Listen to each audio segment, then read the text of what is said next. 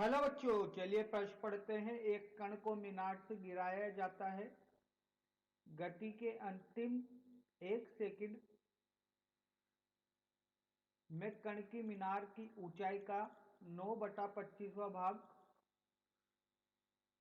तय करता है, तो मीनार की ऊंचाई ज्ञात कीजिए। तो आइए बच्चों, प्रश्न के लिए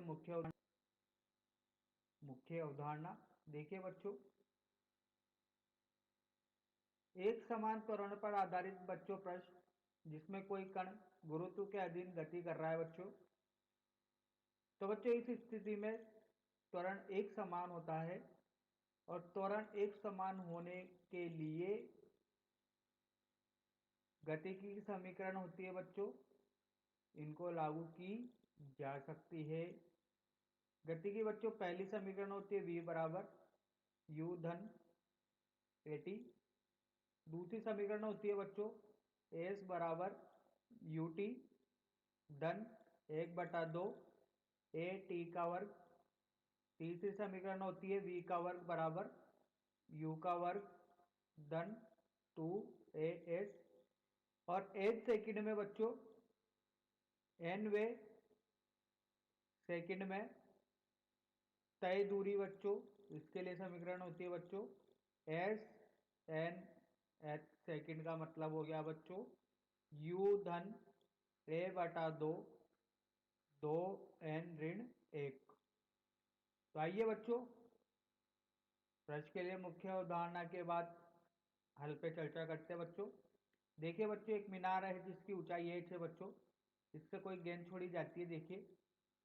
तो इसका प्रारंभिक वेग कितना होगा?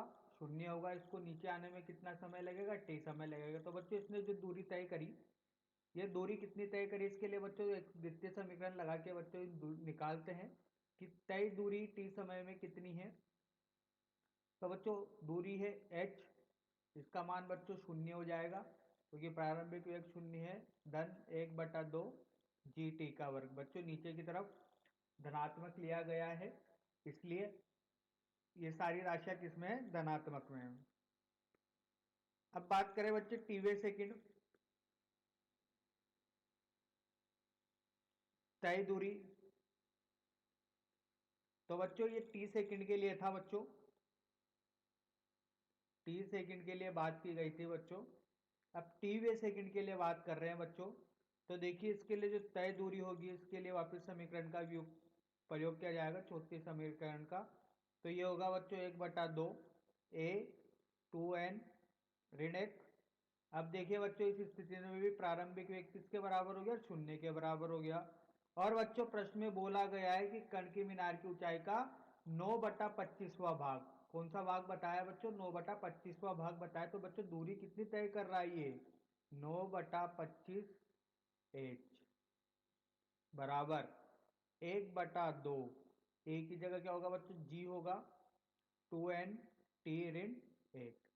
तो बच्चों, यहां पर टीवे सेकंड के लिए बात की गई थी, तो n की जगह क्या आएगा बच्चों? टी सेकंड, जिस सेकंड पर बात करी जा रही है। अब देखिए बच्चों, यहां से अगर मान लीजिए मान रखते हैं h का, तो 9/25 h का मान बच्चों समीकरण नंबर 1 से रखते हैं। तो ये हो गया बच्चों 1/2 g 1/2 g 2t ऋण 1। अब देखिए बच्चों, यहां से 1/2 जी से 1/2 जी कट गया है। इसको हल करने पर देखते हैं बच्चों क्या मिलता है। तो देखिए, यहां से मिल रहा है 9t का वर्ग बराबर 50t ऋण 25।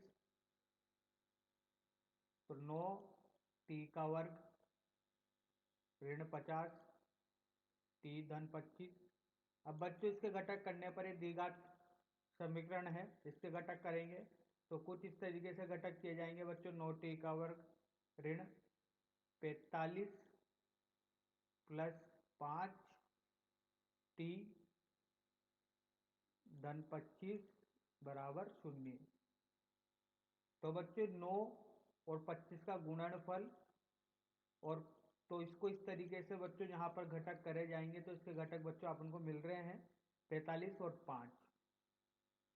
तो देखिए बच्चों, आगे की तरफ इसको हल करने पर 9t का वर्ग ऋण 45t ऋण 5t धन 25 बराबर 0। उभयनिष्ठ लेने पर बच्चों 9t, यहाँ पर मिलता है t ऋण 5 ऋणात्मक 5t ऋण 5 बराबर 0। तो बच्चों ये होगा 9t ऋण 5 और t ऋण 5 बराबर 0। तो देखिए बच्चों, एक तो होगा t बराबर 5 और एक होगा t बराबर 5/9।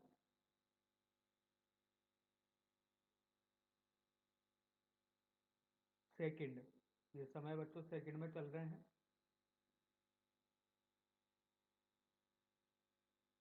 तो देखिए बच्चों, यहाँ से समय के दो मान आए, ठीक है।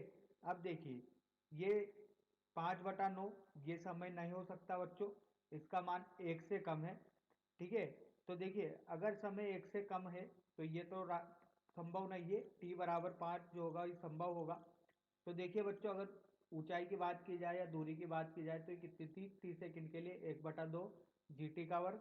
तो बच्चों यहाँ पर मान रखते तो 1/2 गुणा 9.5 गुणा 5 गुणा 5। तो बच्चों हल करने पर देखिए मिलता है 122.5 मीटर। तो यही बच्चों अपने प्रश्न का उत्तर है। देखिए बच्चों, 5/9 ये 1 से कम है, जो कि ये संभव नहीं है। तो देखिए, प्रश्न में पूछा गया था कि मीनार की ऊंचाई ज्ञात कीजिए, ठीक है। तो देखिए बच्चों, मीनार की ऊंचाई कितनी हो रही है यहाँ पर, 122.5 मीटर। तो आशा करता हूँ बच्चों आपको यह समझ में आया होगा।